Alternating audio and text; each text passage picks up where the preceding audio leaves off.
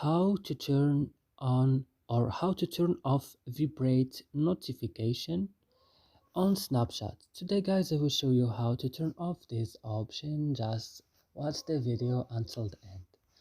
You go first and you open Snapchat.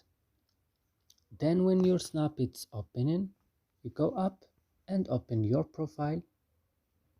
Then when your profile is opening, you go here on settings and click.